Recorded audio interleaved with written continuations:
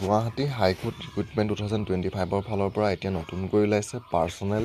assistant senior personal এছিষ্টেণ্টৰ কাৰণে কেইটামান পদ আৰু এই পদকেইটাৰ কাৰণে যদি আপোনালোকে আবেদন কৰিম বুলি ভাবিছে তেতিয়া আপোনালোকে 21 মে 2025লৈকে এই পদকেইটাৰ কাৰণে আবেদন কৰিব পাৰিব আৰু পদকেইটা ওলাইছে গুৱাহাটী হাইকোৰ্ট ৰিক্ৰুটমেণ্ট 2025 ফালৰ পৰা আৰু পদটো হৈছে আপোনালোকৰ ছিনিয়ৰ পাৰ্চনেল এছিষ্টেণ্টৰ কাৰণে আৰু এই পদকেইটাৰ আপোনালোকৰ আবেদন কৰা লাষ্ট ডেট হৈছে 21 মে 2025লৈকে আপোনালোকে এই পদকেইটাৰ কাৰণে আবেদন কৰিব পাৰিব আৰু ইয়াৰে পদকেইটা আপোনালোকৰ ইউআৰৰ কাৰণে পদ আছে এটা আৰু OBC MOBCৰ কাৰণে পদ আছে দুটা ইয়াৰে দৰমহাটো থাকিব আপোনালোকৰ 22,000 টকাৰ পৰা 97,000 টকা পৰ্যন্ত আৰু গ্ৰেড পে থাকিব 9,400 টকা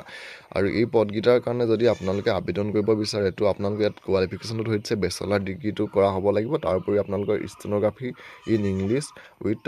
মিনিমাম স্পীড 100 WPM আপোনালোকৰ হ'ব লাগিব তেতিয়াহে আপোনালোকে আবেদন কৰিব পাৰিব আৰু বয়সৰ ক্ষেত্ৰত ধৰি দিছে আপোনালোকে এই পদকেইটাৰ কাৰণে 40 বছৰলৈকে আবেদন কৰিব পাৰিব যদিহে আপোনালোকে ST বা ST হয় তেতিয়া আপোনালোকে 5 বছৰ বেছি হ'লেও পাৰিব OBC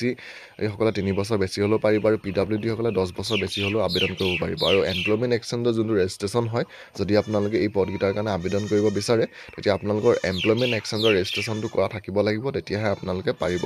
আৰু ইয়াৰ আপোনালোকৰ এপ্লিকেশ্যন ফিজটো ধৰিছে SC ST সকলে এপ্লিকেশ্যন ফিজটো দিব লাগিব 250 টকা বাকি PWD সকলে এপ্লিকেশ্যন ফিজ দিব নালাগে আদাৰ্ছ সকলে এপ্লিকেশ্যন ফিজটো আপোনালোকে দিব লাগিব 500 টকা আৰু ইয়াৰে আপোনালোকৰ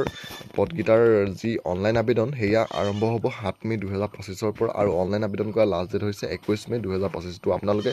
7 মেৰ পৰা ইয়াৰ যোনটো অফিচিয়েল ৱেবছাইট আছে গুৱাহাটী হাইকোৰ্টৰ সেই অফিচিয়েল ৱেবছাইটটোত গৈ আপোনালোকে 21 মে 2025লৈকে এই পদকেইটাৰ কাৰণে অনলাইন যোগে আবেদন কৰিব পাৰিব